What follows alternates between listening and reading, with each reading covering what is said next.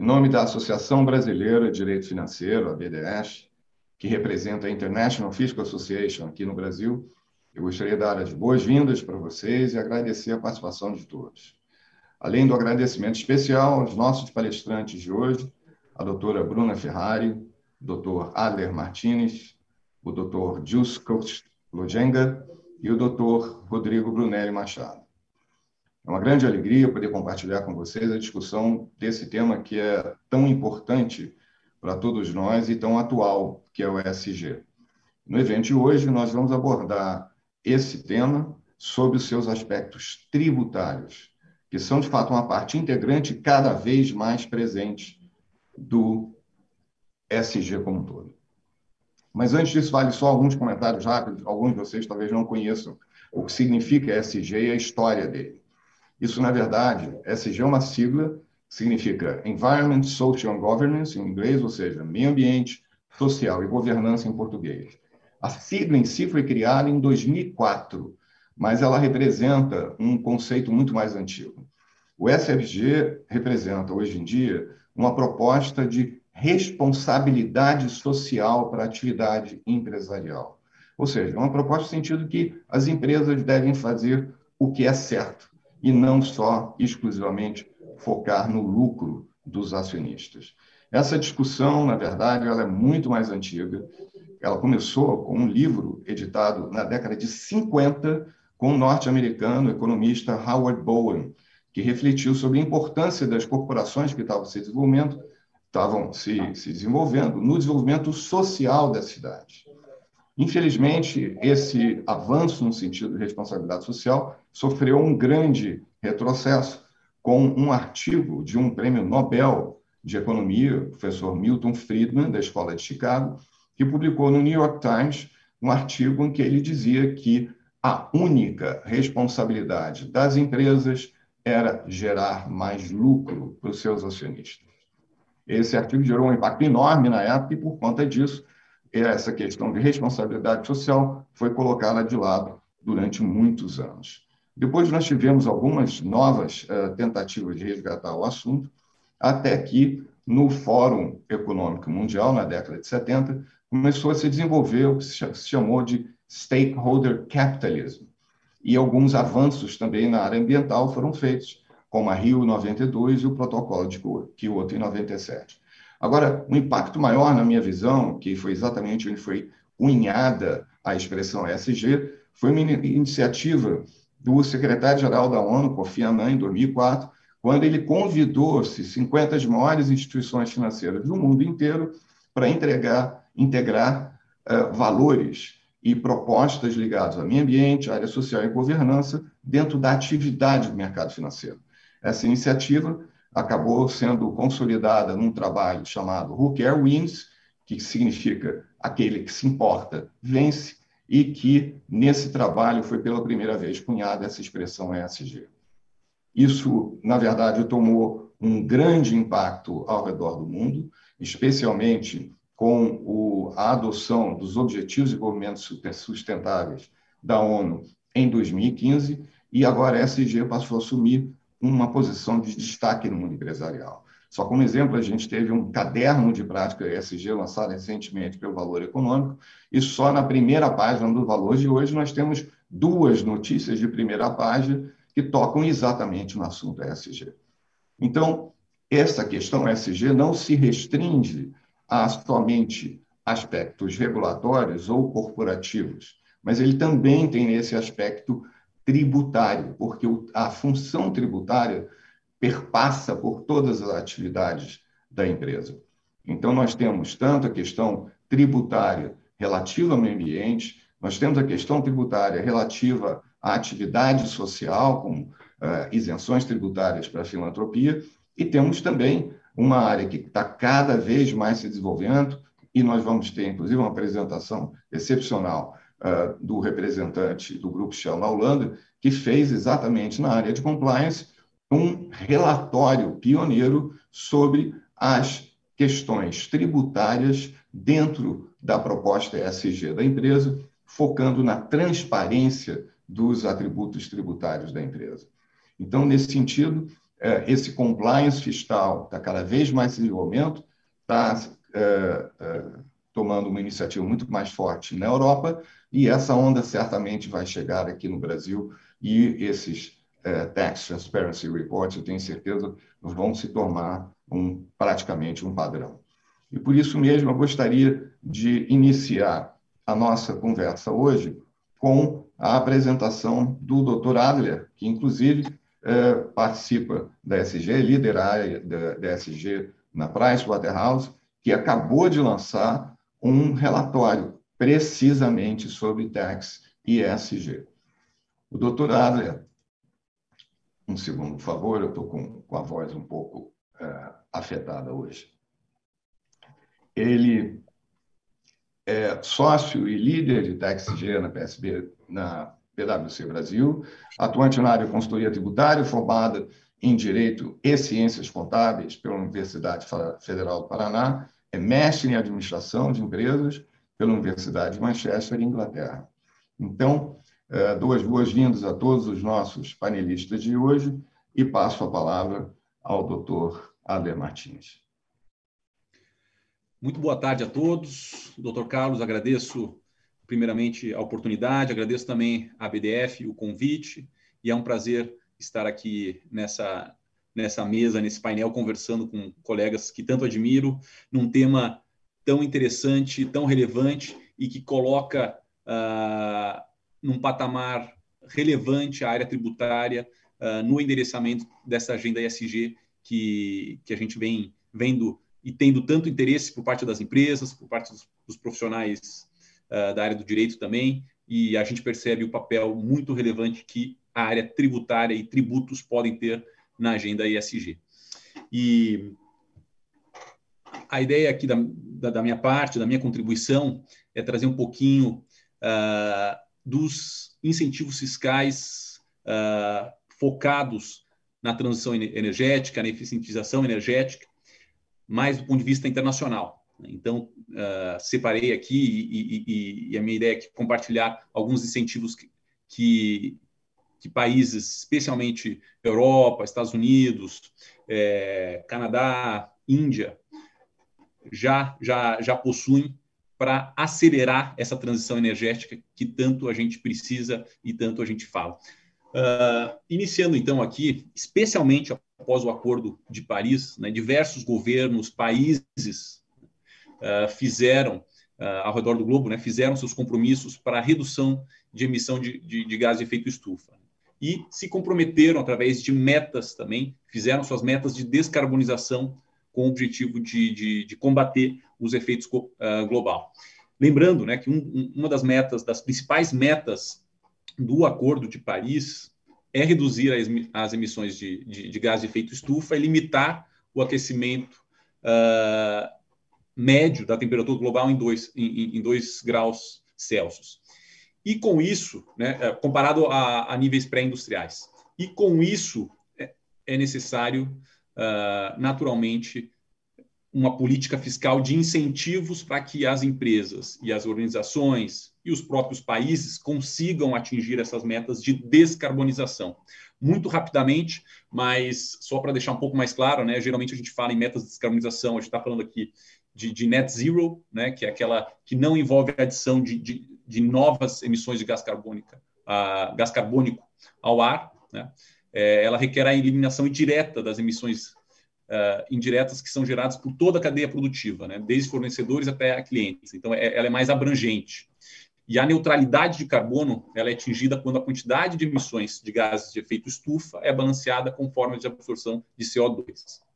É interessante mencionar, e o próprio Dr. Carlos já comentou, na nossa pesquisa recente, que foi divulgada recentemente, 45% das empresas, dos respondentes, dos executivos que responderam, eles possuem metas de descarbonização. Então, metade dos respondentes já possuem metas de descarbonização e, ao mesmo tempo, 80% dos executivos entendem que incentivos fiscais são muito relevantes para a implementação de práticas ESG em seu segmento e para o endereçamento e uma maior rapidez no atingimento dessas metas. E, naturalmente, os incentivos fiscais aí têm um papel muito, muito relevante. Quando a gente pensa em incentivos fiscais, a gente utiliza muito a expressão de green incentives, né? Que são aqueles incentivos verdes, podemos falar assim, que incentivam projetos ou investimentos que reduzam o impacto ambiental.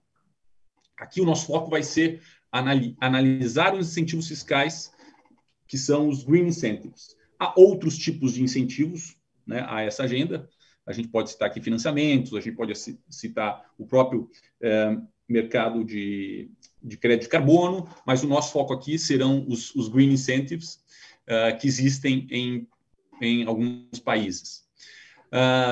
Naturalmente, quando a gente avalia os países que estão mais avançados nessa agenda, a gente pode lembrar da Europa, né, especialmente norte da Europa, Reino Unido, Estados Unidos, Canadá e também um país muito interessante, que depois a gente vai olhar um pouquinho mais de calma, é a Índia, um país composto dos BRICS, talvez num cenário ou num estágio de desenvolvimento muito similar ao Brasil. Vale a pena ver que a Índia, por exemplo, tem uma agenda muito forte de descarbonização e incentivo à transição energética, e depois a gente vai trazer alguns exemplos. Bom, começando e pensando um pouquinho no Reino Unido. O Reino Unido hoje, como sabemos, já não faz parte mais da União Europeia, mas continua muito forte com essa agenda de transição energética. Inclusive, recentemente ele divulgou, né, que possui um plano ambicioso de investimento de aproximadamente 1 bilhão de libras com o objetivo de estimular, né, investimentos em tecnologias limpas. Pelo nosso mapeamento,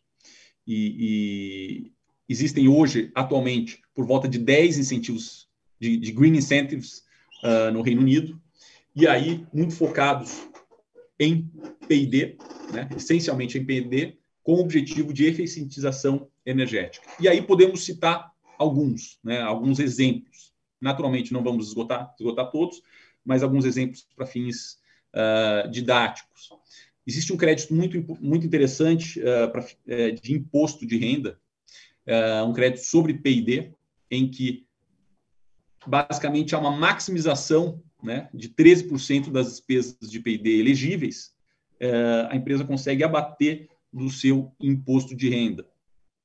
Um outro benefício interessante, há uma super dedução de 130% das despesas elegíveis de P&D para pequenas e médias empresas. Então, interessante ver também como o Reino Unido tenta incentivar essa transição energética também para as pequenas e médias empresas. Geralmente a gente percebe na política fiscal muito focada em grandes empresas. O Reino Unido tem um plano forte para as pequenas e médias empresas também.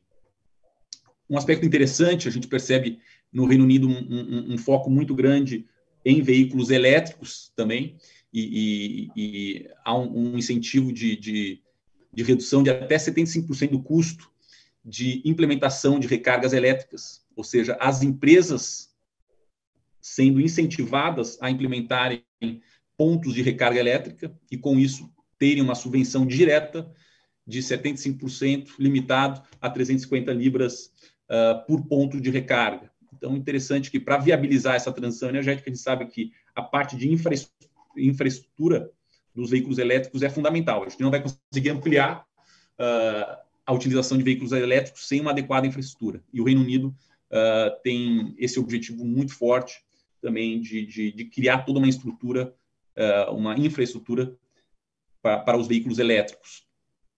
Ligado a isso também, eles têm um desconto na aquisição de veículos elétricos, de maneira geral, pessoa física e empresas, mas com um aspecto majorado para as empresas, especialmente para vans e caminhões que compõem frotas de empresas, né, podendo chegar aí a 5 mil libras por veículo. E aí podemos também lembrar de um outro incentivo que reduz o Carbon Change Levy, que é um tributo ambiental que existe no Reino Unido, com o objetivo também de incentivar a redução de emissões de carbono. Olhando um pouquinho para a Europa, indo para a União Europeia, né? Sabemos que a União Europeia também se comprometeu, né? Os 27 Estados-membros se propuseram, né, a ser o primeiro continente carbono neutro do mundo. Isso é muito interessante, né? Eles querem reduzir em 55% a emissão de gás de efeito estufa até 2030, comparado com a década de 90, ou seja, é um programa bem ambicioso. E aí, naturalmente, a gente consegue ver que cada país pode ter suas peculiaridades ou seus incentivos específicos, e a gente pode lembrar da França. A França tem diversos subsídios diretos para o financiamento de projetos industriais, de descarbonização da matriz energética. A França tem uma dependência ainda muito grande de fontes não renováveis, né? E ela quer migrar isso, a sua matriz energética, então ela tem incentivos fiscais ligados a isso, e também créditos fiscais na redução do imposto de renda sobre pesquisa e desenvolvimento. A Alemanha já é mais focada em incentivos fiscais diretos, em subsídios diretos, não necessariamente um crédito fiscal, mas ela dá um subsídio direto, ou seja, ela dá dinheiro para esses projetos de eficientização elétrica. A gente pode lembrar da Itália. A Itália tem o ecobônus, que é um benefício de redução do imposto de renda decorrente do investimento de instalação de painéis solares e infraestrutura térmica para reduzir o consumo de energia. Então, as empresas que investem na sua eficientização térmica e, consequentemente, energética, também possuem um bônus aí direto no seu cálculo de imposto de renda. Adler, obrigado, doutor Carlos. Um país muito interessante que vale a pena a gente mencionar aqui, que algumas vezes está fora um pouquinho do nosso holofote, é a Índia. Na Índia, a gente mapeou por volta de 130 incentivos fiscais ligados à transição energética e poluição ambiental. A gente percebe como a Índia está muito, apesar de todas as dificuldades que ela possui, ela está muito engajada nessa agenda. E aí a gente pode lembrar de iniciativas como, por exemplo, depreciação acelerada de ativos fixos, de investimentos ligados à energia renovável, uma dedução de juros majorada na obtenção de financiamentos para aquisição de veículos elétricos, uma dedução, isso é bem interessante, uma dedução de 100% do lucro tributável por 5 anos, auferido na coleta e processamento de resíduos biodegradáveis para a produção de biofertilizantes, biopesticidas e biocombustíveis. E diversos incentivos fiscais ligados à sustentabilidade de instalações industriais e empresariais, né? Ela também quer migrar, que as suas edificações e suas plantas industriais sejam mais eficientes e mais sustentáveis. E um investimento muito forte em energia renovável através da isenção de tributos municipais por lá. Nos Estados Unidos, a gente também percebe aí um foco cada vez aí mais recente, né? Especialmente com o programa do Biden, e atualmente foram identificados aí por volta de 33 incentivos fiscais atualmente em vigor.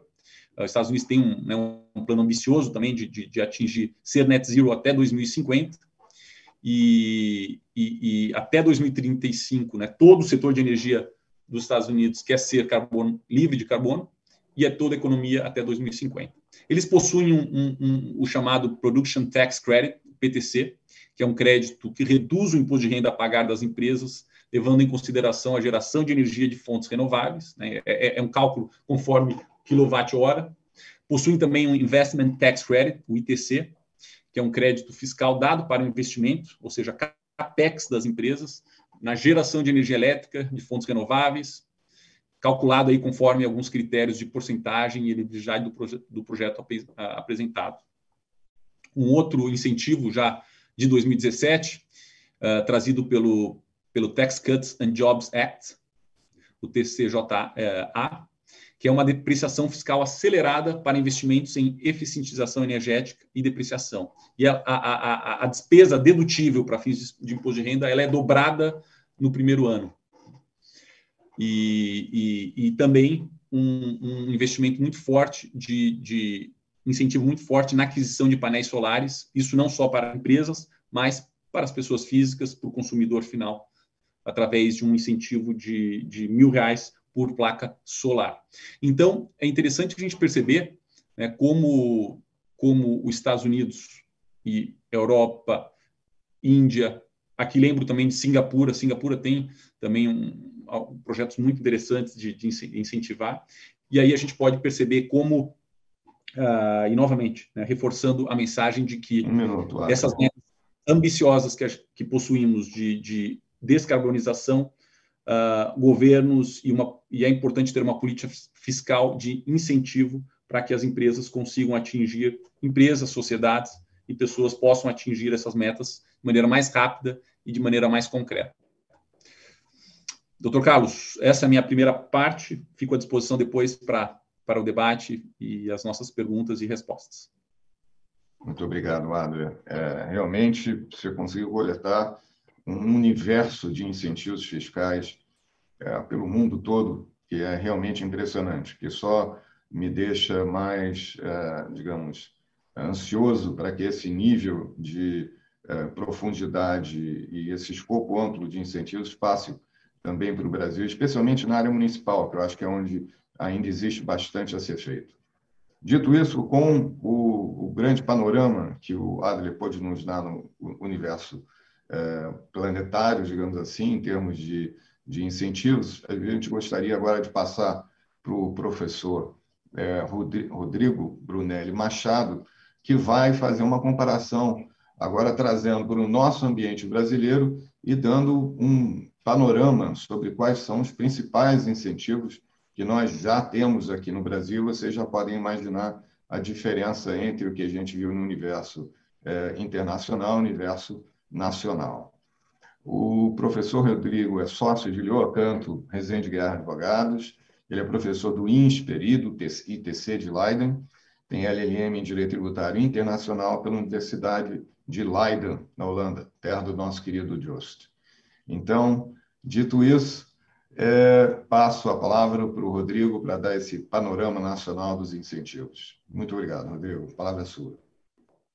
Muito boa tarde a todos. Em primeiro lugar, um prazer participar desse painel com o meu quase vizinho Joost, né, em Leiden.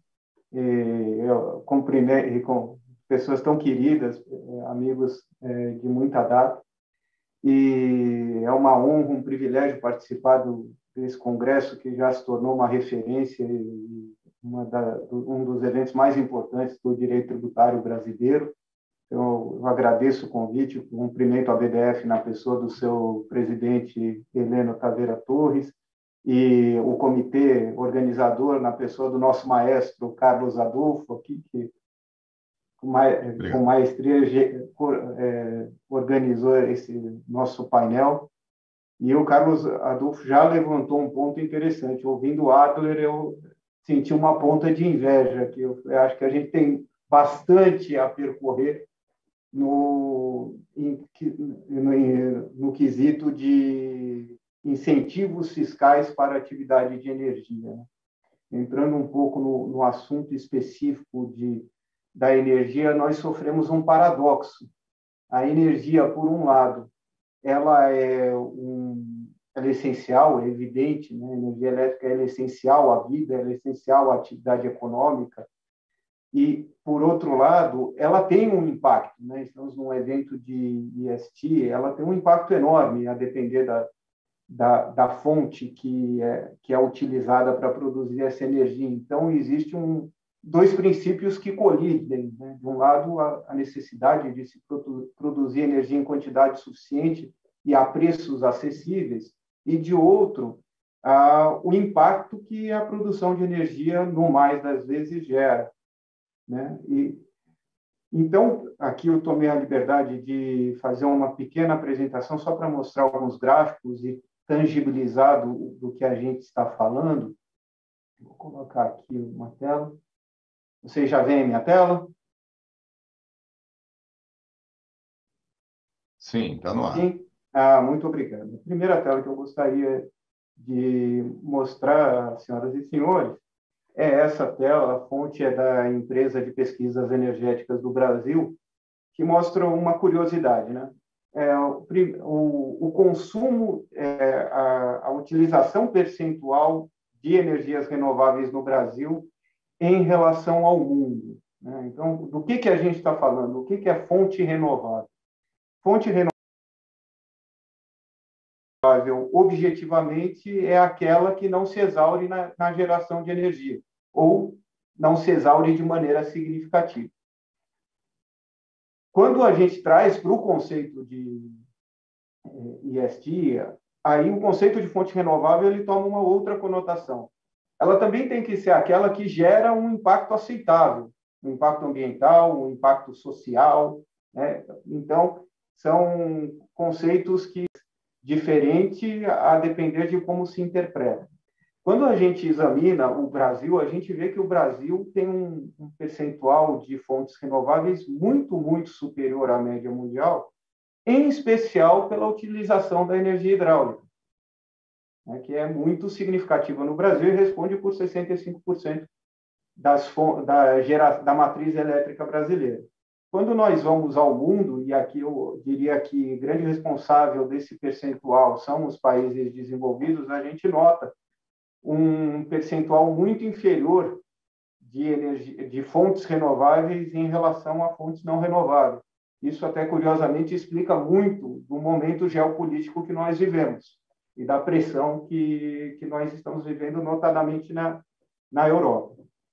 Quando a gente olha fontes renováveis de associação mais imediata, o que eu quero dizer com isso? A biomassa, eólica, solar, a gente vê que existe uma certa simetria percentual. E o Brasil teve um crescimento significativo, assim como o mundo, de energia gerada através dessas fontes. Que também, mais uma vez, para tangibilizar do que nós estamos falando, a usina de Itaipu ela gera em torno de 10% da energia brasileira. Então, nós vemos hoje que, somando a energia eólica com a energia solar, nós temos praticamente uma Itaipu. Então, isso mostra a relevância dessas novas fontes renováveis de energia para a geração de energia elétrica no Brasil. Dito isso, eu gostaria de passar para o que tem hoje de benefício para as fontes de energia, né? Hoje nós temos, basicamente, eu dividi em 3 grupos, e aqui eu já faço uma ressalva, que eu não entrei no mérito dos grandes benefícios de encargos, que nós chamamos de benefício do fio, porque são situações muito específicas para grandes consumidores e não tem necessariamente um vínculo à fonte de energia renovável. Então, procurei focar nos benefícios que nós temos para esse tipo de fonte. O que nós temos? Nós temos incentivado bastante a microgeração e a mini geração de energia, através de fontes renováveis. Sendo a microgeração a potência instalada até 75 kW e a mini geração de 75 a 5 MW. Para também tangibilizar, o consumo médio de uma unidade residencial no Brasil é em torno de 150 kW mês. Então, nós conseguimos saber, mas quando nós falamos de microgeração, é realmente microgeração. E o que há para esse tipo de projeto? Existe um convênio com FAES de 2015 que isenta proporcionalmente de ICMS a energia devolvida ao sistema por esses microgeradores e mini-geradores. É importante ressalvar que alguns estados têm limites diferentes. Então, alguns estados limitam os projetos até 1 megawatt, estabelecem prazo de concessão de benefício e incluem a tarifa do uso do sistema de distribuição e outros encargos no benefício. E também há uma lei, também de 2015, que isenta o PIS/COFINS proporcional à energia injetada no sistema. Outro benefício importante é o benefício voltado a equipamentos para a produção de energia solar e eólica. Existe um convênio de 90... aqui eu acho que a data... Não, é isso mesmo, de 97, perdão, que isenta operações envolvendo a maioria dos equipamentos para geração de energia solar, fotovoltaica e eólica, incluindo importação para alguns estados. Por exemplo, Minas Gerais limita a operações internas. E também um decreto de IPI que isenta aplica alíquota zero para a maioria dos equipamentos listados no convênio CONFAS 101 de 97. E, por fim, um regime que é mais amplo, né, e que todos conhecem bastante, que é o REID, que é um regime especial de incentivos para desenvolvimento da infraestrutura. Como ele funciona? Ele suspende a incidência do PIS e COFINS na venda e importação de bens para beneficiários do REID, ou seja, venda para beneficiários do REID ou importação por beneficiários do REID, que é convertida em alíquota zero quando utilizada em obras de infraestrutura. Qual é o grande senão da aplicação do REID às fontes renováveis? Que hoje até a ANEEL já se posicionou nesse sentido, e é o posicionamento prevalente, que a criação, que o REID não se aplica aos projetos de microgeração e mini geração de energia por não serem projetos de infraestrutura. Primeiro, qual o comentário que surge desses benefícios? São benefícios muito pontuais e muito restritos, né? E segundo, que tipo de negócio ele está fomentando? Na verdade, ele está fomentando a prestação de serviços de instalação de atividades eólicas e solares para microgeradores e mini geradores por empresas grandes, ou seja, elas buscam o benefício tributário, mas para que você tenha energia solar na sua casa, para que você crie uma estrutura eólica de pequeno porte. E aqui vem as provocações que eu gostaria de fazer em relação ao nosso ambiente, né, ao ambiente dos benefícios que nós temos.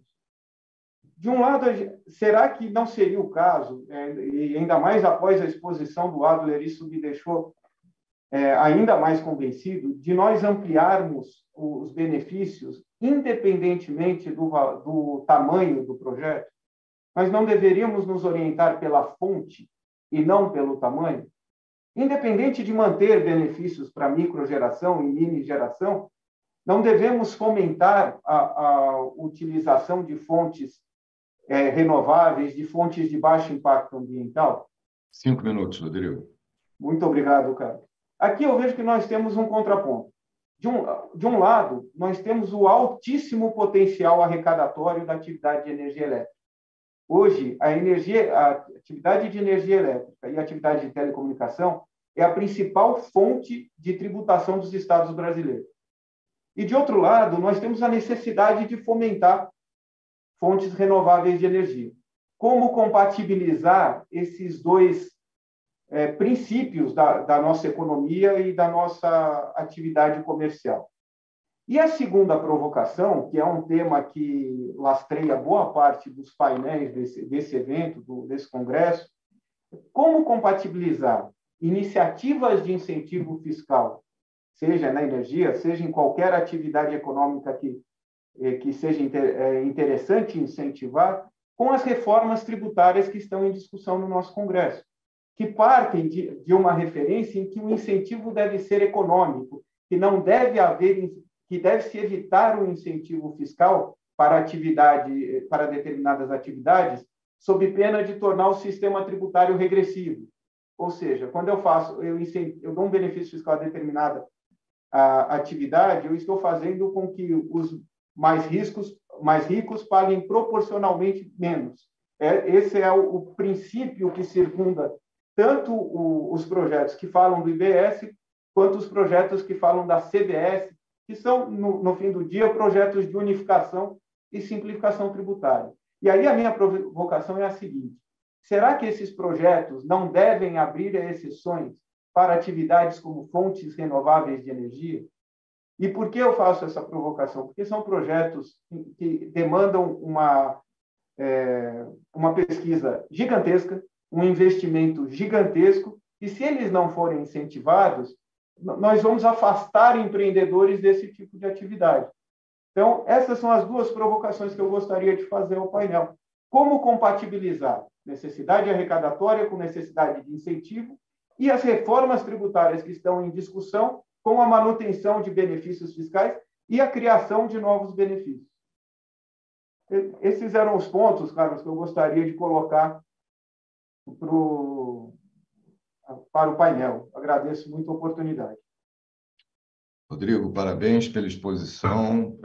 Você ainda teria até mais tempo para poder dialogar, nós vamos aproveitar nas discussões posteriores.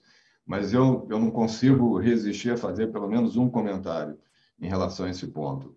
É curioso que os supostos incentivos fiscais à micro e mini geração, que é essa isenção concedida através do CONFAS até 2025, ela teria que ser renovada, na verdade, não deveria ter o que isentar, porque essa energia produzida, ela é produzida para autoconsumo, ela não é mercadoria, ela não tem tradição jurídica, ou seja, a energia gerada é emprestada à concessionária, que depois devolve de volta ao usuário. É como se eu estacionasse o meu carro no estacionamento, eu deixo ele lá e depois ele me devolve com a chave. Eu não vendi o carro para o estacionamento.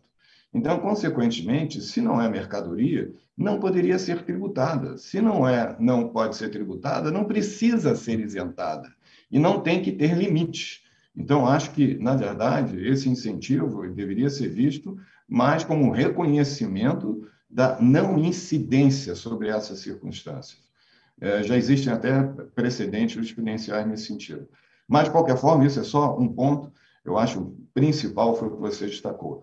A gente precisa de mais incentivos fiscais para incentivar, de fato, a atividade econômica que suporte o ESG como um todo e, sobretudo, a parte EC, a parte ambiental, para a gente evitar os efeitos da mudança climática. Dito isso, uma das atividades mais... Muito obrigado, então, Rodrigo, pela sua exposição. Uma dessas iniciativas que é muito bem-vinda para colaborar nesse esforço concentrado contra a mudança climática é exatamente a sistemática que já vem sendo adotada em alguns países e está começando a ser implantada aqui no Brasil, inclusive com as iniciativas do Hub, que foi criado recentemente aqui pelo município do Rio de Janeiro, que é exatamente os créditos de carbono e sua negociação. Nós temos hoje aqui uma especialista nesse assunto, que é a doutora Bruna Ferrari, a quem eu tenho o grande prazer de apresentar. Ela é advogada e contadora, mestre em Direito Tributário pela FGV, coordena o curso de Tributação e Contabilidade no Agronegócio, DEPET, entre outras atividades acadêmicas. E a Bruna vai falar para a gente exatamente sobre a tributação dos créditos de carbono que vem sendo discutida, e, inclusive, teve uma das duas notícias hoje no Valor Econômico, foi exatamente sobre isso. Então, passo a palavra, Bruna, com você. Obrigada, Carlos. Agradeço aqui inicialmente a BDF pelo convite, e é uma honra estar aqui com todos os meus colegas aqui de painel e poder falar um pouquinho do mercado de carbono, que eu entendo ser um tema extremamente relevante para o país e que, como outros pontos já foram colocados aqui pelo Adler e pelo Rodrigo, é realmente algo que nós precisamos correr atrás como país e estamos aí já bem longe de outras nações, né? Então, acho que eu vou dividir minha fala aqui brevemente, só para poder ficar claro, um pouquinho sobre o que é o mercado de carbono, né? Um pouco sobre quais são as diferenças, porque a gente sempre escuta aí mercado voluntário de carbono, mercado regulado de carbono, o que é isso, o que é a diferença, precificação de carbono, e aí a gente conversar um pouquinho sobre o que temos de iniciativas no mundo e o que poderia ser interessante para nós em termos da perspectiva tributária. Então, acho que um ponto importante é que o mercado de carbono, assim como nós vimos debatendo há bastante tempo, não é uma novidade, né? Ele foi ratificado lá em 97, protocolo de Kyoto, e a questão é, vamos manter, né, temperatura da Terra comparada ali a níveis pré-industriais, desde que ela não suba além de 1,5 grau Celsius. O que isso significa? Só para a gente ter uma noção, a elevação de 1 grau na temperatura da Terra significa redução de 7,4% na produção mundial de milho, por exemplo, até o fim do século. Isso significa que nós teremos dificuldade na produção de alimentos. Significa que quase 10 bilhões de pessoas em pouco mais de 3 décadas que nós vamos ter aí vão precisar conviver com reduções de terras férteis, né, e divisão das áreas de plantio com a produção de outros biocombustíveis, de outras alternativas sustentáveis aí para nós evitarmos que nós tenhamos cada vez mais aumento da temperatura do planeta e redução de, vamos dizer assim, de possibilidade de evolução da humanidade como um todo. Então, é realmente um tema muito importante. No mercado de carbono, cada tonelada de emissão, ela equivale a um crédito, né? Então, o que foi regulado à época do Protocolo de Quioto, depois o Acordo de Paris, e agora nós temos também o Pacto de Glasgow, enfim, tivemos a reunião em Madrid em 2015, é que cada crédito de carbono equivale, cada tonelada, né, equivale a um crédito, e se a nação reduz emissões além da meta, ela poderia ainda vender os seus créditos excedentes a outros países. Nós teríamos, então, um mercado internacional de carbono. Este mercado internacional de carbono é o que vinha sendo debatido aí há muitos anos e nós não tínhamos uma regulamentação específica com aceite efetivo de todos os países, que é o artigo 6 do Acordo de Paris. E agora, em 2021, ano passado, nós tivemos na COP26, uma das maiores vitórias, vamos dizer assim, que foi no Pacto de Glasgow ter essa aprovação das regras do artigo 6 para que pudesse regular esse mercado internacional. Mas, bom, mercado internacional, mas o que nós temos no Brasil quanto ao mercado nacional? Né? O Brasil, ali em 2016, ele havia ratificado o Acordo de Paris e ele assumiu compromissos. Dentre esses compromissos, nós temos ali os compromissos de contribuições nacionalmente determinadas, são as NDCs, que estabelecem metas e medidas para limitar as emissões de gases de efeito estufa de forma progressiva na atmosfera. E o Brasil havia se comprometido a reduzir, né, esses gases de efeito estufa até a última atualização. Ele havia se comprometido primariamente ali a diminuir em 43%, até 2030, depois na COP26 aumentou essa redução para 50% das suas emissões de gases de efeito estufa até 2030, usando como base ali o ano de 2005. E esse compromisso pelo Brasil, apesar de ter sido firmado agora novamente na COP, ele não muda, na verdade, o que o Brasil já havia assumido na sua NDC. Então, assim, na verdade, nós temos um compromisso maior, mas o problema é que nós já havíamos afirmado dentro do acordo, nós já havíamos afirmado anteriormente que o Brasil contribuiria com essa redução a limites muito semelhantes. Nós não tivemos uma evolução assim tão grande da perspectiva do país. Mas o ponto mais importante nós nos comprometemos a mitigar 50% dessas emissões.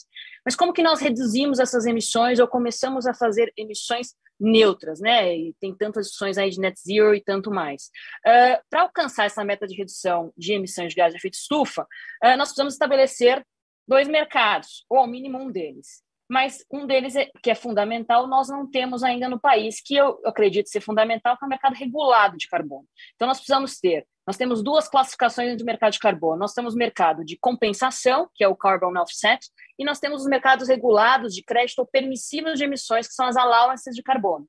A diferença principal entre esses mercados é que o mercado de allowances, o mercado de permissivo, ele coloca um cap, ele coloca um limite de emissão de gases de efeito estufa por determinados setores, e dessa forma ele coloca aí um mercado, estabelece um mercado de demanda e oferta de créditos de carbono, desses permissivos de crédito de carbono, e torna mandatória esse alcance ou este cumprimento desta meta. Enquanto que o mercado voluntário, que normalmente aí nós vamos falar que é o mercado de compensação, são ações, iniciativas das entidades, das companhias, das empresas, de redução, né, alternativas aí sustentáveis para redução das emissões, para compensação das emissões, mas não necessariamente se estabelece um cap, não necessariamente se estabelece algo mandatório. Então, nós temos uma diferença relevante. O Brasil ele já possui experiências com o mercado de compensação de carbono. Então, nós temos ali o mecanismo de desenvolvimento limpo, no âmbito do protocolo Quioto, nós tivemos programas voluntários de crédito de carbono, por meio do quais as empresas, instituições brasileiras, eles têm adquirido créditos e têm feito iniciativas para neutralizar suas emissões de gases de efeito estufa. Mas o problema é que esses mecanismos eles apresentam essas oportunidades de geração de offset, mas eles não criam uma demanda obrigatória para a redução das emissões, o que só ocorre com essa regulamentação. Então, um ponto importante é que, para essa criação, nós precisaríamos estabelecer no país um sistema de comércio, né, regulado pelo próprio governo e colocar um cap de emissões, e deste cap de emissões nós temos um sistema de precificação do carbono. Nós temos 2 formas de precificação do carbono normalmente aceitas ou convencionadas mundialmente. Nós temos o mercado de cap and trade, que é o ETS, que nós falamos, que é o mercado de emissões, né, o Emission Trading System, que é o ETS, onde é definida essa precificação por conta dessas allowances, que são esses permissivos que são emitidos por setor, então determina-se um cap para o setor de alumínio, para o setor de, por exemplo, de infraestrutura. Determina-se um cap, e dentro deste cap, ou é concedido esse permissivo gratuitamente, ou é feito o leilão desse permissivo, determinando-se um cap. Então, determinados números de permissivos são conferidos a uma determinada indústria. E nós temos também a tributação sobre carbono, que é o Carbon Tax, que não é o direcionamento aí que nós temos visto mais comumente entre os países, e acredito que é o mais eficiente, de fato, é o ETS.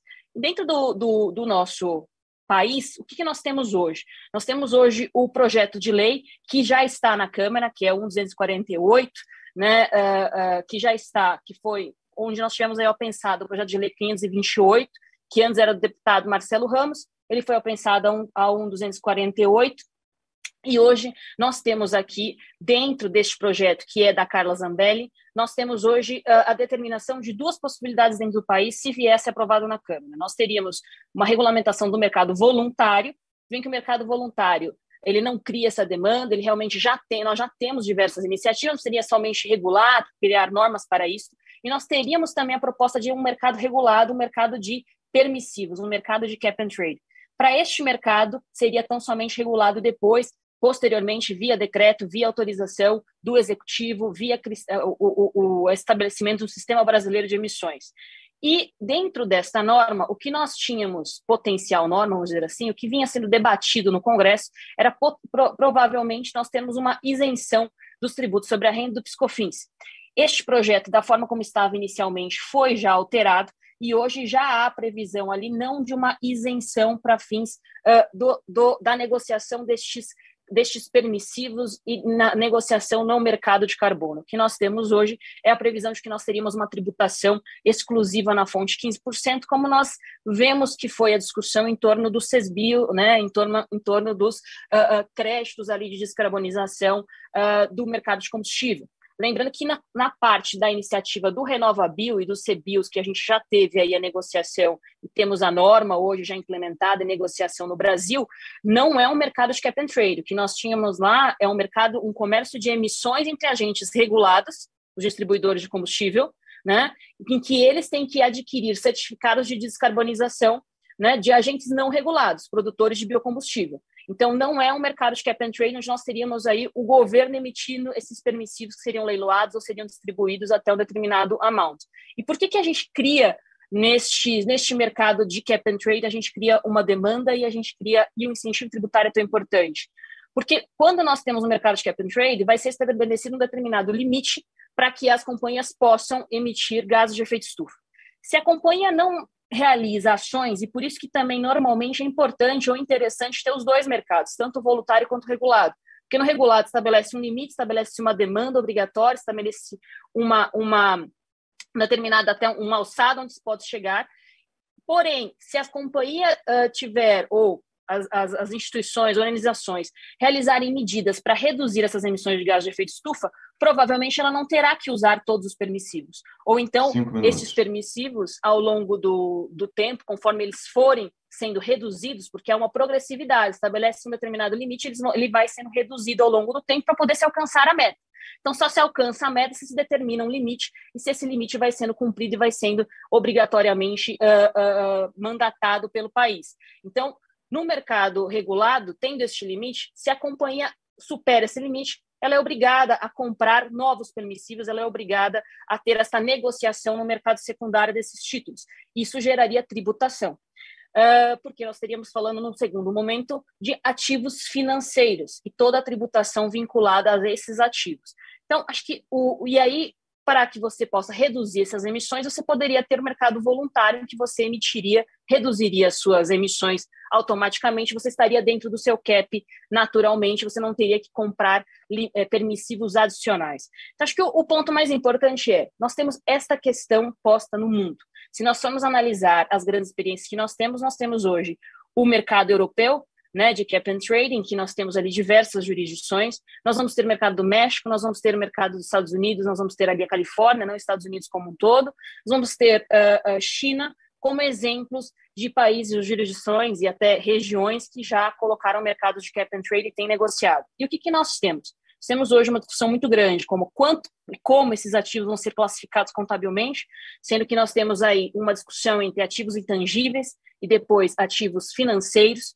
Na legislação que nós temos atualmente para ser proposta pelo país, se nós formos também pegar talvez o que já foi implementado para CBIOS, no Brasil tenderia a ser um ativo financeiro, e no decreto, pelo menos na redação que eu já tive acesso, não sei se vai ser a minuta final que vai ser publicado ou não, até então não tinha visto se já foi publicado hoje, era para ser publicado hoje, estaríamos falando em ativos financeiros. Sendo ativos financeiros no Brasil, se forem tratados como quaisquer outros ativos financeiros, vamos ter a tributação do imposto de renda e contribuição social, e nós vamos ter a tributação de PIS/COFINS para operações financeiras.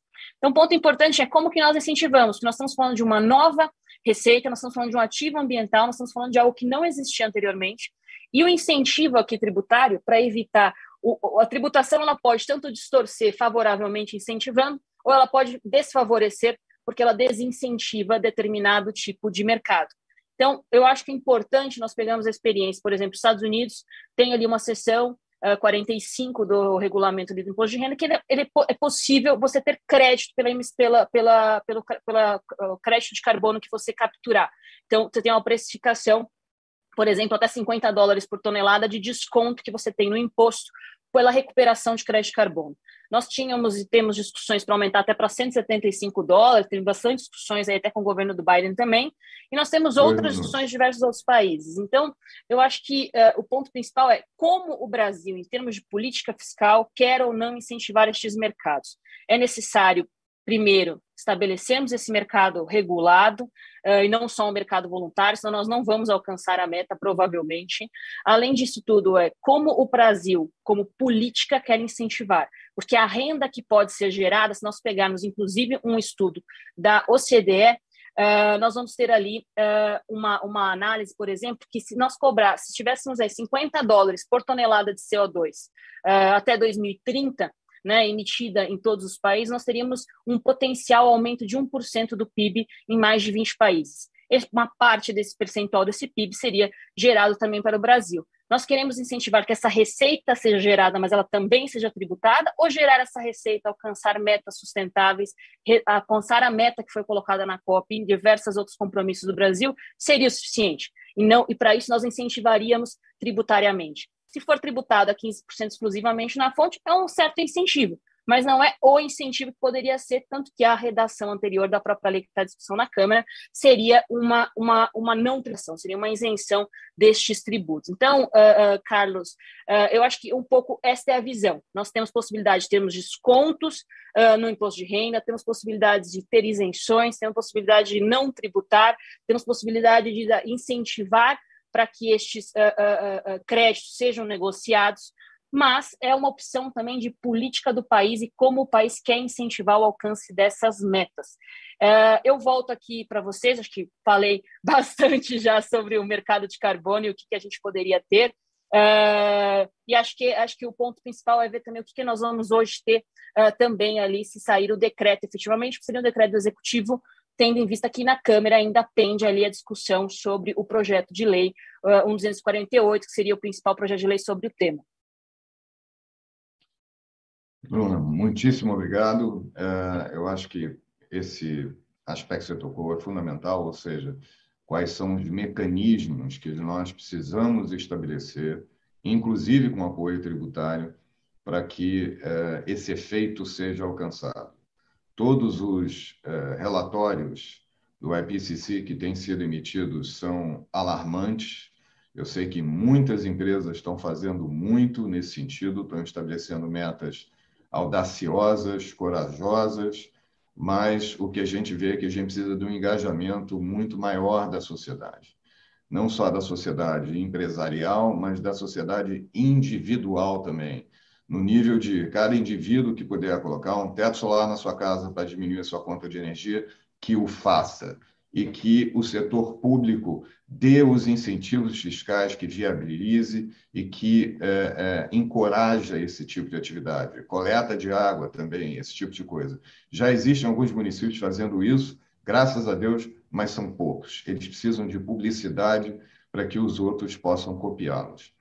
E exatamente por conta, eu diria, do muito que tem sido feito nessa direção, graças a Deus, eu tenho um grande prazer de apresentar o próximo palestrante, o professor Just Kutsch-Lojenga, espero ter acertado a pronúncia, porque ele é representante de uma empresa de petróleo que tem sido líder nessa fase de transição energética, fez um investimento muito cedo, há muitos anos atrás, exatamente em energia renovável, com o projeto do Alco aqui, com a joint venture da Raizen, e tem continuado a estabelecer metas cada vez mais audaciosas nesse tipo de investimento e de iniciativa.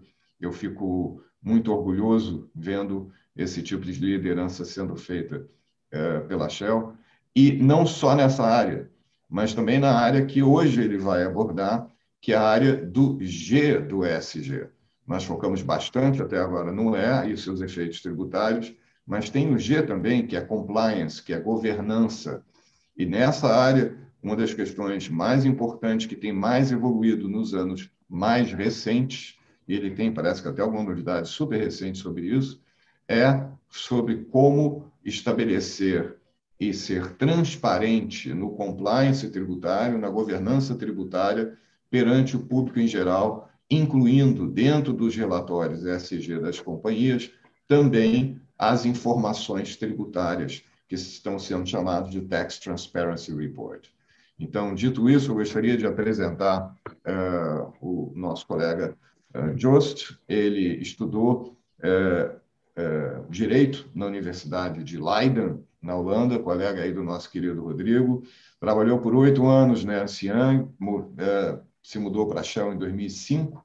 Atualmente, ele é o diretor de tributos da Shell, cobrindo toda a área da Holanda, e ele foi, inclusive, o gerente de política tributária, em cujo papel ele liderou exatamente essa agenda de transparência fiscal dentro da Shell e foi o responsável, o coordenador da publicação em 2019 já do primeiro Tax Contribution Report da Shell. E a Shell tem continuado apresentando esses relatórios nos anos subsequentes, e eu espero que as multinacionais brasileiras sigam esse exemplo, porque esse exemplo vai chegar aqui com certeza. Bem, dito isso, tenho o prazer de passar a palavra para o Just, que vai falar em inglês. Ele não tem obrigação nenhuma de conhecer o nosso português, mas eu tenho certeza que nós vamos poder compreendê-lo adequadamente. Just, a palavra é sua.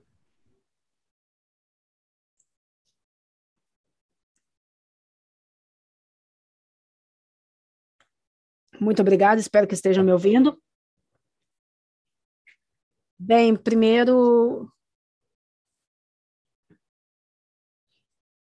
Carlos e o pessoal da ABDF, muito obrigado por me convidar para participar desse painel hoje. Eu estou muito honrado, me sinto privilegiado por compartilhar os meus pensamentos e uma parte da agenda da ESG, falar da transparência e tudo que estamos fazendo, e é o tipo de tópico que nós podemos falar por agora. Mas estou feliz de compartilhar alguns pensamentos. Seria bom estarmos todos na mesma sala para nos vermos e realmente ver todos vocês, ao invés de ser aqui pelo computador, mas eu estou aqui na Holanda. No momento estou aqui no escritório, mas mais tarde estarei na universidade.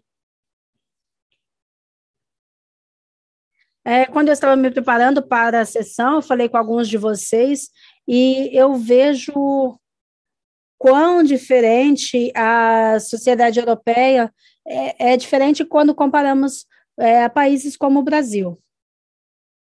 E talvez a ESG fala um pouco sobre... o que eu vou falar que nesse momento deve estar um pouco distante das suas negociações diárias, mas eu acho que vai chegar aí também. A minha mensagem principal para vocês vocês têm que ousar, vocês precisam ser ousados para compartilhar, para ser transparentes. Outras empresas no Brasil já passaram por isso e elas estão fazendo de tudo. Então, vocês precisam estar na mesa de negociação se vocês precisam estar na mesa. Se vocês não estiverem na mesa, vocês vão estar no cardápio. Vocês não querem estar no cardápio. O meu primeiro pensamento, eu começo com 3 observações. A primeira observação é que os impostos são a fonte principal e eles nos de receita, e eles nos ajudam a fundar, a financiar a educação, saúde, a transição de energia que está acontecendo, e isso também a minha colega panelista falou um pouco sobre isso. E nos tempos de crise, como a pandemia do Covid-19 que nós tivemos, o que nós vemos no Brasil, na Europa, na Ucrânia agora, essa receita vinda de impostos se tornam mais importantes porque elas são parte central das políticas públicas para ajudar as pessoas que estão passando por todas as dificuldades. Segundo, a expectativa que as pessoas têm dos negócios nunca foram tão grandes como elas estão sendo agora nesse momento. As pessoas esperam ver esses negócios e como membros responsáveis da sociedade para fazer uma contribuição positiva para a sociedade. E nós esperamos isso também como empresa e como pessoa.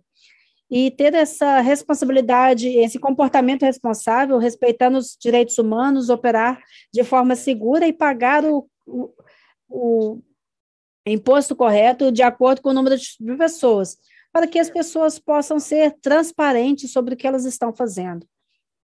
A terceira parte, a transparência das empresas também ajuda o governo e ajuda a desenvolver um sistema de imposto justo e transparente, e também melhora as políticas públicas, aumenta os investimentos privados e aumenta ajuda com que as empresas se desenvolvam para criar empregos sustentáveis. Então, é importante que elas sejam transparentes sobre quanto elas estão pagando de impostos. Em 2018, tivemos a decisão de sermos mais abertos com os impostos e publicamos o nosso primeiro relatório de contribuição de impostos. Tentamos seguir as metas da OECD. E se olharmos nos últimos 10 anos, embora esse relatório foi o primeiro, único, os nossos esforços de compartilhar a informação não era novo, já era uma tendência de outras empresas de nos tornarmos mais transparentes sobre como operamos e como pagamos impostos. Em 2003, por exemplo,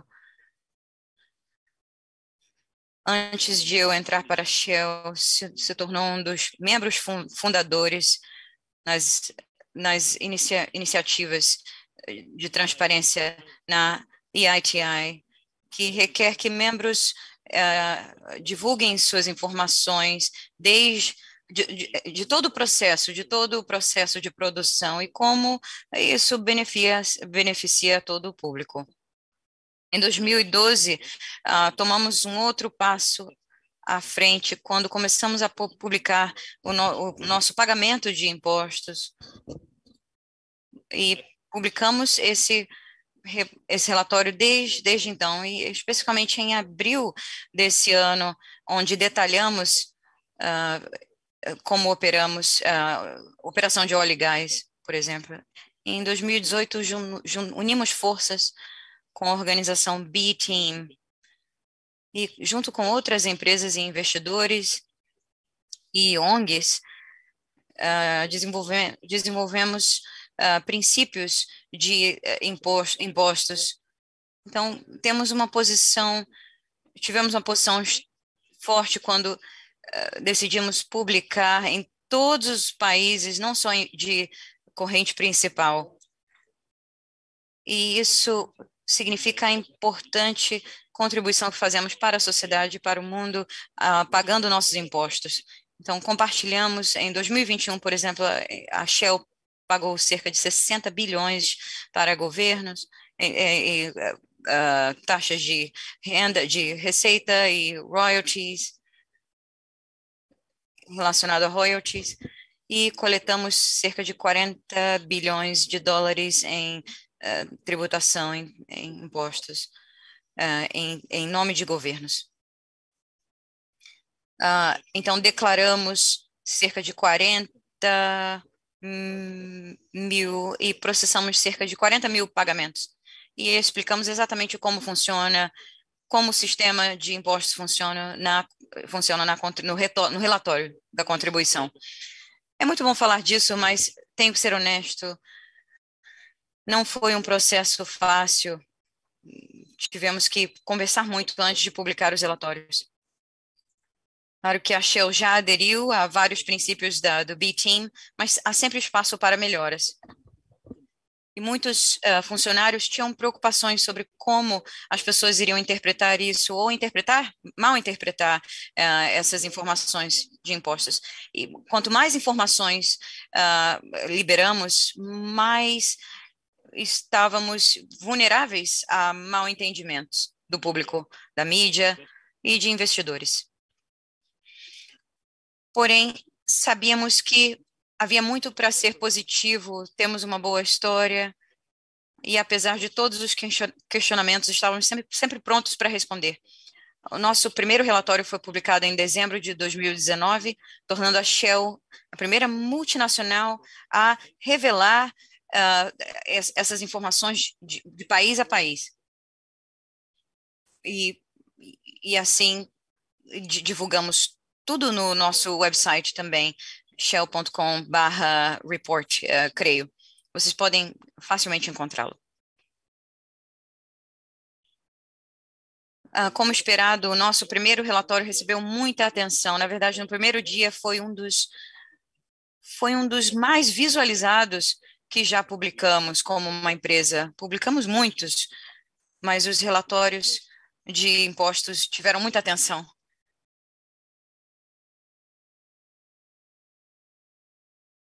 Isso encadeou difíceis perguntas mais justas. Perguntas, por exemplo, sobre por que a Shell recebe reembolsos de impostos em países como o Reino Unido e por que a Shell está presente em jurisdições de baixo imposto. O que fazemos lá? Estamos evitando taxações ou não? E nós pudemos responder todas essas perguntas difíceis, especialmente quando fomos convidados para o parlamento holandês para responder perguntas a membros do parlamento em 2019.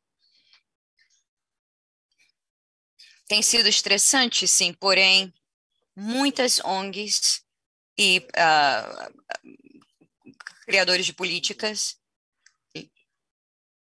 participaram na transparência dos impostos, na transparência tributária, o que só colaborou para todo o debate. E, ao longo do tempo, outras empresas se juntaram ao movimento para serem mais transparentes sobre impostos. E continuamos a incentivar outras empresas a revelar mais informações sobre suas abordagens com relação a impostos e quanto pagam de impostos. E a melhor maneira para a Shell fazer isso é liderar por exemplo. E continuamos sempre buscando melhores maneiras de melhorar o nosso nível de transparência. E continuamos perguntando perguntas difíceis a Shell, por que estamos presentes em jurisdições de baixa taxação? E por que finalizamos algumas atividades tributárias, como por exemplo na Suíça? Para o último e terceiro relatório, nós também falamos de incentivos tributários sobre o que governos ao longo do mundo, como eles usam para investir investimentos em geral. Então, explicamos no relatório sobre esses incentivos, alguns dos incentivos que usamos, e esperamos que isso levará a um melhor entendimento com relação às suas intenções e responsabilidades das empresas que usam. Então, continuamos a melhorar a transparência na Shell e esperamos que outros sigam o exemplo. o diretor também concordou com um relatório de país a país, publicado em dezembro do ano passado, e essa é uma publicação obrigatória de países. Um outro desenvolvimento que ocorreu ontem na Federação Holandesa de Negócios, apresentaram um novo código de taxação tributário, no qual 30 multinacionais holandesas se juntaram voluntariamente, um grande marco. Estou muito orgulhoso disso. Estou muito orgulhoso da Holanda por isso. É importante notar que isso requer que estejamos alinhados e consistentes para garantir que a qualidade e compatibilidade de dados estejam em linha. Que possamos comparar dados e isso torna mais fácil para seguir as regras e seguir um padrão. Isso é muito útil. Outra coisa que poderia ser de interesse a empresas, enquanto se tornam cada vez mais transparentes, seria que se abrirem para análises, para que sejam analisadas e que possam se expor a esse risco. Eu sei, por experiência, que não é fácil. Quando começamos a considerar os nossos relatórios, pensamos em todos os riscos e todas as desvantagens disso, porém, na realidade, essas preocupações não interferiram. Porém, sim, ser mais transparentes realmente fortaleceu a Shell e fortaleceu as nossas relações com os nossos clientes, com os investidores, com os criadores de política e etc. Então, eu incentivo que outras empresas sigam o exemplo e possam revelar suas informações ao público, porque isso os garantirá mais confiança, porque mais transparência pode apoiar o seu desenvolvimento mais estável em sistemas tributários, que é sempre muito importante. Porém, claro, hoje, com todos os desafios presentes, seria ainda mais importante do que nunca. Obrigado. Para Great explanation and overview of explicação e panorama em uma área que certamente no Brasil, em empresas brasileiras, que ainda tem muito o que aprender, um longo caminho. Como discutimos antes, é uma onda que começou na Europa e que certamente irá alcançar grande parte do mundo. É verdade que temos que ser empresas mais responsáveis. E isso é o que importa. Vou falar agora em português. Concordo inteiramente com você. Obrigado pela apresentação. A gente tem realmente uma longa jornada pela frente para poder atingir esses níveis e a transparência fiscal é certamente um ponto importantíssimo para a gente avançar em termos de governança empresarial. E lembrando que, no final das contas, ESG é sobre simplesmente as empresas e as pessoas fazerem a coisa certa, né? Não é muito difícil disso. É ter responsabilidade, fazer a coisa certa, pagar o que é devido, não pagar o que não é devido e contribuir para uma sociedade melhor. A nossa geração que está crescendo e agora entrando no mercado de trabalho quer propósito, quer fazer a coisa certa, e nós que já estamos mais na jornada temos a obrigação de direcioná-los nesse caminho, nessa jornada. Muito bem, com essa série fantástica de apresentações que a gente teve aqui sobre vários aspectos da tributação e de ESG, eu gostaria de iniciar um breve, digamos, período de perguntas e respostas que eu acho que podem ter ficado na cabeça da plateia e dos palestrantes. E eu queria começar pelo próprio Josso com uma questão super recente. Josso, eu entendo que houve, nessa semana, um Tax Governance Code editado pela Holanda, exatamente para orientar as empresas a como devem adotar a governança adequada nas suas empresas. Você poderia falar um pouco mais sobre isso? 4 minutos. Yes, I will. Claro, falarei algumas coisas sobre isso.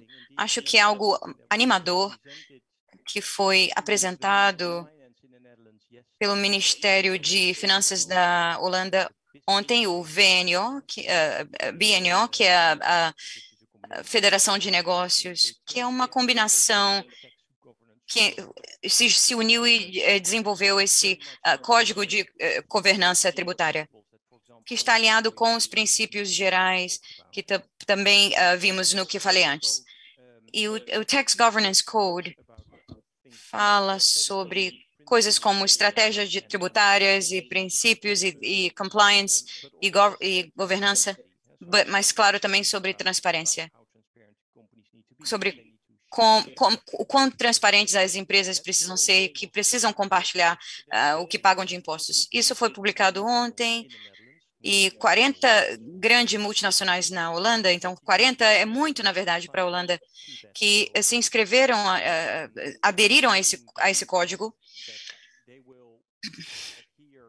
o que significa que elas irão aderir a certos padrões, e se elas não puderem aderir a elementos que elas precisam melhorar e precisam explicar por que não estão atendendo a esses padrões.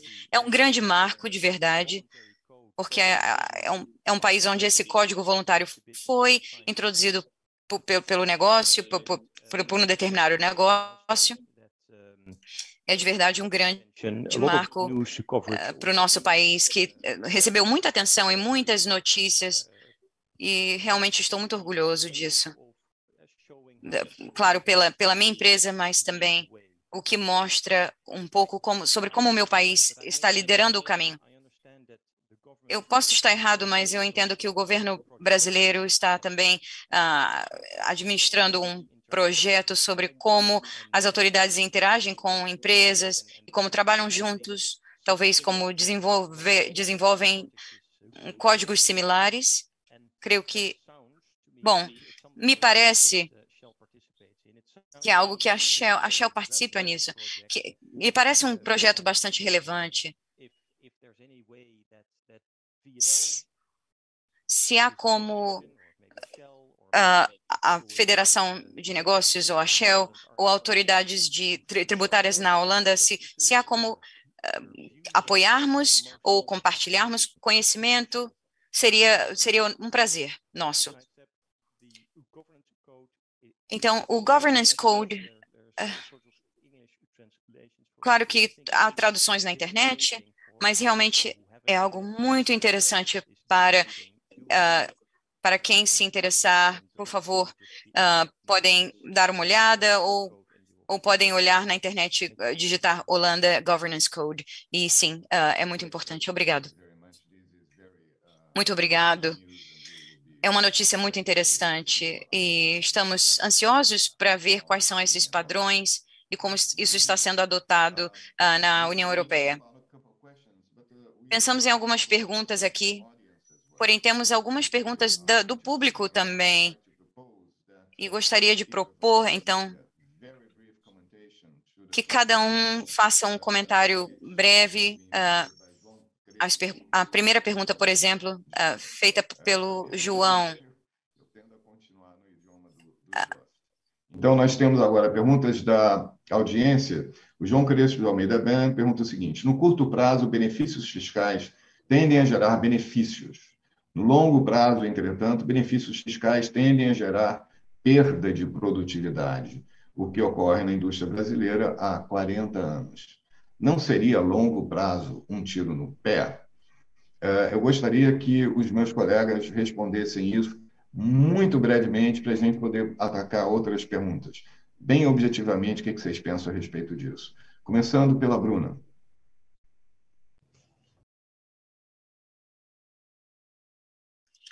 Carlos, obrigada. Eu acredito que aqui, assim, especificamente sobre a parte de carbono que eu estava comentando, nós temos uma situação peculiar porque nós não estamos falando de uma receita já existente. Nós estamos falando de criar uma nova receita.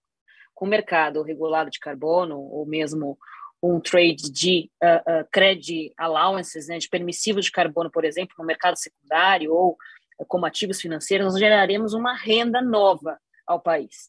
Geraremos uma renda nova, um ingresso novo de recursos, seja se essas allowances, esses permissivos forem cobrados ou leiloados, seja depois uma transação secundária. Então, eu entendo que aqui nós não estamos falando de tirar dar um incentivo e depois isso não ser produtivo, porque nós estamos, de fato, aqui trazendo uma nova receita ao país e uma nova receita ao mercado. Além disso, sempre nós colocamos por tempo determinado. Então, colocar um incentivo por tempo determinado não faz com que deixe de ser produtivo. Ao contrário, o que nós temos de experiência nos países é um incentivo inicial para que aquela meta seja cumprida e depois nós passamos a um outro momento. Então, eu acho que é importante a questão temporal e a questão do incentivo, pensando também que nós não estamos falando tão somente de incentivar algo porque nós queremos gerar uma renda nova. Não, nós estamos alcançar uma meta para que talvez nós continuemos a ter a população ou toda a humanidade aí com os recursos necessários no longo prazo. Então, acho que as minhas ponderações seriam essas. Ótimo. Adler, 2 minutos, seu comentário. Obrigado, doutor Carlos. Acho que muito em linha com o que a Bruna traz, eu acho que a gente tem aqui um senso de urgência, né? Então, a gente não pode esperar. Então, os incentivos, eles têm esse condão de acelerar a descarbonização e o atingimento das metas. Então, temos aqui um senso de urgência que algumas vezes em outros incentivos a gente não tem. Ao mesmo tempo, eu percebo aqui uma diferença. Incentivos que a gente traz aqui, eles tendem a ser amplos, eles não são setoriais necessariamente, né? Não é para uma indústria X, Y, ou para aquela empresa alocada em determinado local, ou aquela empresa que fabrica aquele determinado produto. Ele tem, os incentivos, eles são abrangentes, impactam a sociedade como um todo. Então, acho que tem aí um aspecto, não deixa de ser uma ponderação válida e uma reflexão interessante, mas pelo senso de urgência, pela abrangência, entendo que incentivos são importantes, sim, para essa agenda. Ótimo. Rodrigo? João, acho que a pergunta é brilhante. Ela é um dos principais desafios de política tributária, de política fiscal que a gente enfrenta. Tem um ditado que diz que o rabo tributário não deve balançar o cachorro do negócio, né?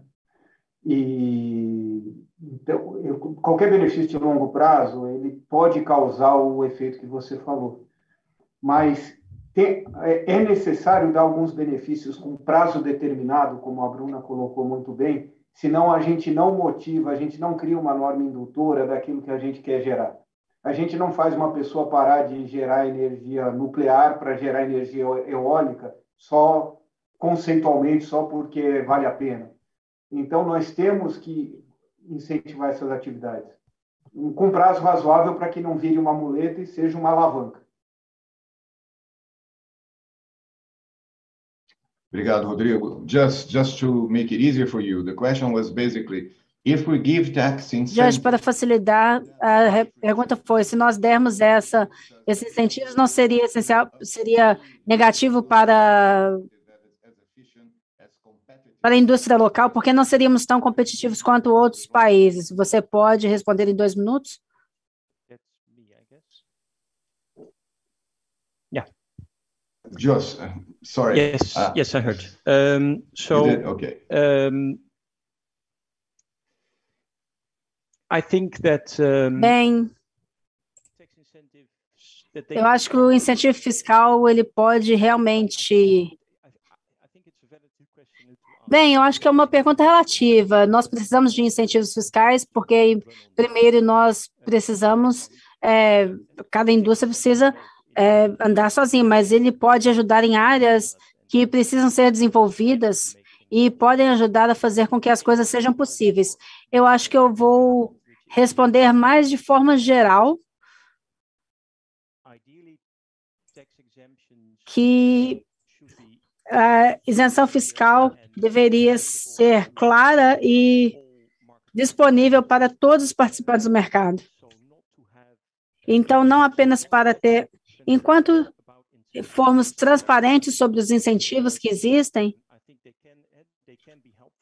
eu acho que eles podem ajudar, mas precisam ser visíveis para o público. E, então, não ter nenhum acordo obscuro, tipo, se você fizer algo por mim, eu vou fazer isso, mas precisam ter um mecanismo para mostrar como os mecanismos realmente ajudaram a chegar nos objetivos pelo qual eles foram iniciados. Então, existem duas coisas importantes que nós precisamos manter em mente. Eu sinto que os incentivos precisam ter um curto período, porque a empresa precisa ser capaz de se manter sozinha, de outra forma não seria positivo. Eu gostaria de fazer um comentário um pouco mais genérico com relação a essa questão, que é o seguinte, com relação à mudança climática, o que me parece que, em termos gerais, ainda não está havendo uma consciência plena, é que nós estamos falando de, no futuro, de fato, e não existe nenhuma dúvida mais do ponto de vista científico disso, Copacabana estar debaixo d'água, Ipanema estar debaixo d'água, Xangai estar debaixo d'água, e daí por diante. Nós estamos falando de uma mudança climática dramática. E se a gente não fizer nada rápido, isso é o que vai acontecer. Já tem, vocês terem uma ideia, tem ambientalista comprando terras no norte do Canadá, porque lá vai ser o paraíso futuro. Então, é importante a gente entender, se informar e tomar conhecimento do quão grave é a situação e quão urgente é a situação. Então, os incentivos fiscais são necessários para que a gente possa acelerar essa retomada, acelerar essas iniciativas, mesmo que a longo prazo isso possa ser um problema. A gente precisa colocar essa bola rolando o mais rápido possível. Ou então, os nossos filhos e a nossa velhice que vai sofrer, mas principalmente os nossos filhos. A questão é dramática, é comprovadamente científica e nós precisamos agir. E nós, tributaristas, temos que dar a nossa contribuição nesse sentido também. Bem, atacada essa questão específica, eu gostaria de voltar para um outro ponto, porque, nesse sentido ainda de incentivo fiscal, eu entendo que o Adler tinha uma pergunta para fazer para o Bruno sobre esse gap entre a área internacional e a área nacional dos incentivos. Isso, obrigado, Dr. Carlos. Eu acho que o doutor Rodrigo trouxe alguns incentivos, né, que a gente tem atualmente no Brasil. Eu tive a oportunidade de apresentar um pouquinho sobre os incentivos de fora. Eu acho que a dúvida aqui, né, ou a reflexão que a gente pode fazer, e Rodrigo, se puder elaborar um pouquinho nisso, considerando as regras da OCDE, né, que o Brasil ainda não faz parte, mas pretende, né, fazer uma adesão. Como você vê, né, os incentivos fiscais atualmente em vigor no Brasil em comparação com os internacionais, especialmente dos países da OCDE? Eu acho que a gente tem um longo caminho. Muito obrigado, Ale, pela pergunta. Eu acho que a gente tem um longo caminho. Nós temos incentivos muito específicos, né, como eu procurei mencionar, que no fim não são normas propriamente indutoras de atividade econômica. Muitas vezes é a decisão da pessoa de colocar um painel solar na sua própria casa. Eu acho que a gente tem um conflito que ele existe no mundo todo, mas em especial aqui no Brasil, do que é efetivamente mudança climática, qual é o impacto real.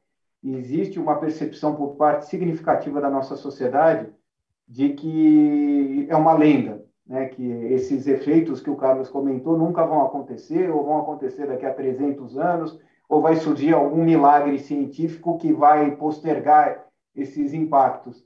Então, isso torna muito difícil até a atividade legislativa, né? Porque por que eu vou criar proteções do clima se isso não é uma realidade, se isso é um exagero de parte da sociedade, né? Infelizmente, a gente tem essa visão de que a proteção ambiental ela se contrapõe ao desenvolvimento econômico.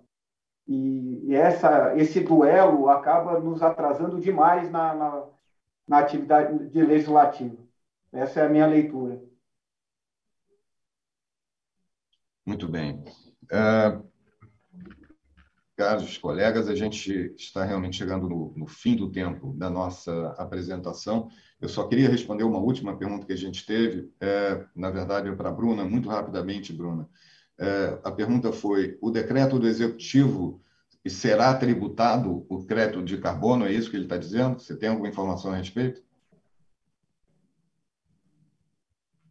Carlos, por hora nós não temos uma redação final desse decreto. Eu não sei se enquanto nós estamos aqui vai sair. Acho que um ponto importante é o que a gente tem no Congresso, porque independentemente do que tiver no decreto, nós vamos ter que ter depois a definição também pelo nosso Congresso.